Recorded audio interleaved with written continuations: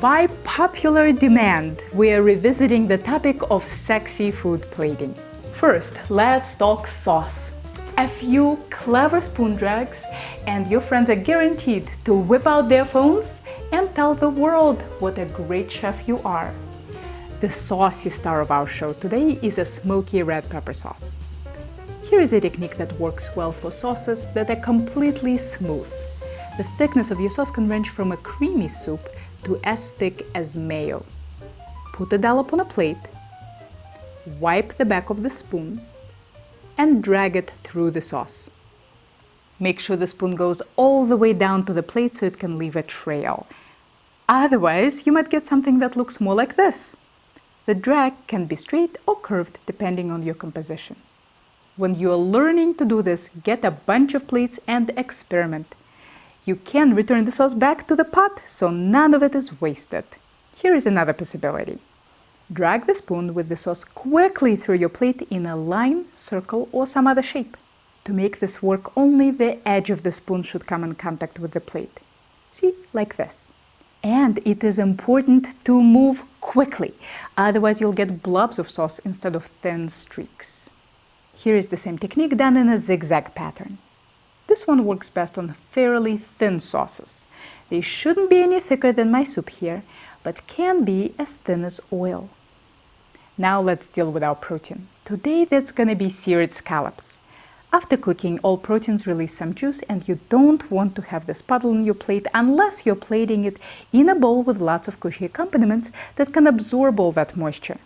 That's why it is best to let your proteins rest on a separate plate. How long your protein should rest depends on its size. Scallops are small, so 2 to 3 minutes will do. Lots of warm colors and flavors in our plate, so we need to add something green and cool for contrast. This is a fennel almond parsley salad. I prefer to use my hands when I plate. It gives me more control than utensils and doesn't bruise delicate foods. Here's another little trick to have up your sleeve. Microgreens. You can put them on a hot dog and it will look like fine dining. You can scatter them around the plate or pile them on top. No extra work and big presentation points. If you've never seen microgreens before, ask about them at your local Whole Foods. But we haven't talked about the elephant in the room, off-center plating. If you run a restaurant and you put your food in the middle of the plate, I'm sorry, but you're just not hip enough. To tell you the truth, I think off-center plating will look as ridiculous in 30 years as the tall food does today. When the food is sitting on the rim of my plate, I get nervous that it might run away. I'll try to show you an off-center example that is kind of fun, but please don't use it on cooked proteins. They ooze juice even if you rested them on a separate plate and inevitably drips into the center of the plate. In a center plating, that little bit of juice won't be noticeable. But in off-center plating, you might end up with a puddle being the focal point of your plate.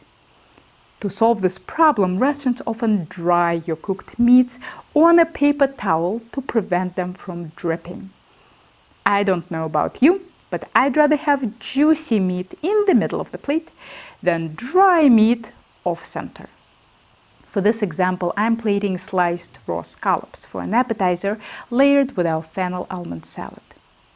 And here you go, a super hip off-center plate. Speaking of slicing proteins, it's always a good idea to experiment with different angles. Scallops look best sliced straight down, but a chicken or duck breast fans out better when sliced at an angle. See how my knife is not at a 90-degree angle to the cutting board?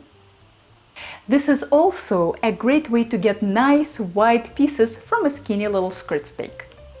Last but not least, if you want to try a new idea, sketch it on paper first. Did you know that my previous profession was usability engineering?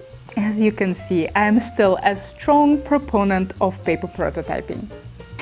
And please don't take this stuff too seriously. In the end of the day, I think it's all fluff. But if your job is in the food industry, this fluff just might be what makes you stay in business. Want to know how to cook the stuff we just plated? Here are the videos. Don't forget to subscribe to Helen's Kitchen channel, and if you're ever in the Boston area, maybe I'll see you in one of my classes.